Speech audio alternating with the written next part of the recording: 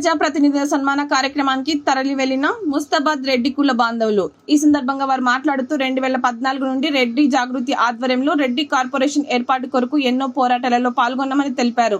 10 ఏళ్ల పోరాట ఫలితంలో భాగంగానే కాంగ్రెస్ ప్రభుత్వం ఏర్పడ్డాక ముఖ్యమంత్రి యనమల రేవంత్ రెడ్డి 16 కులాలకు కార్పొరేషన్లు ఏర్పాటు చేయడం సంతోషకరంగా ఉందని అన్నారు. అటువంటిది రెడ్డి మల్లన్న అన్నాడు రెడ్డిని తిట్టడము. నువ్వు కావాలంటే రేవంత్ రెడ్డితో తిట్టుకో, రేవంత్ రెడ్డిని దగ్గరికి పోయి మాట్లాడు. కానీ చిన్న రెడ్డిని అడ్డం పెట్టుకొని ఎక్కడెక్కడనో మాట్లాడితే, రెడ్డి కులాన్ని అడ్డం పెట్టుకొని మాట్లాడితే అది బాగుండదు. నువ్వు 10 ఏళ్ళు ఎక్కడ ఏం చేసినావు అన్నది కూడా తెలుసు. అందుకు రెడ్డిలంటే చిన్న, నీకు రాజకీయంగానే కాదు చిన్న పల్లెటూళ్ళలో పోయి చూడు, రెడ్డి అంటే ఎవరిని సహకరిస్తాడు, ఎవరిని ఏం చేస్తాడు అన్నది దృష్టిలో పెట్టుకొని నీకు అటువంటి మాటలు అన్నది నువ్వు ఎక్కడైతే ఏ పెద్ద లీడర్ దగ్గరనో అక్కడ పోయి మాట్లాడు.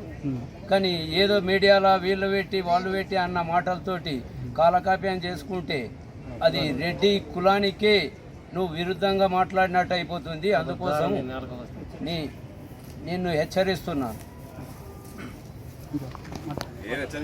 సన్మాన కార్యక్రమానికి ఇచ్చేసిన రెడ్డి బంధువులందరికీ పేరు పేరున మా రాజన్న సిరిసిల్ల జిల్లా నుంచి స్వాగతం సుస్వాగతం తెలియజేసుకుంటున్నాం.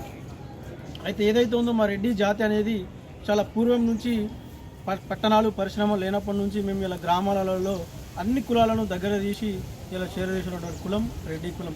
అటువంటి కులం ఇలా అన్యాయం అయిపోతుంది. ఇలా తినడానికి తిండి లేక కూడా ఇలా పట్టణాలలో ఇలా హోటళ్ళల్లో దీన్ని అక్కడక్కడ కిరాయి చేసుకుంటూ బతుకుతున్న రెడ్డిలు కూడా అందరూ ఉన్నారు.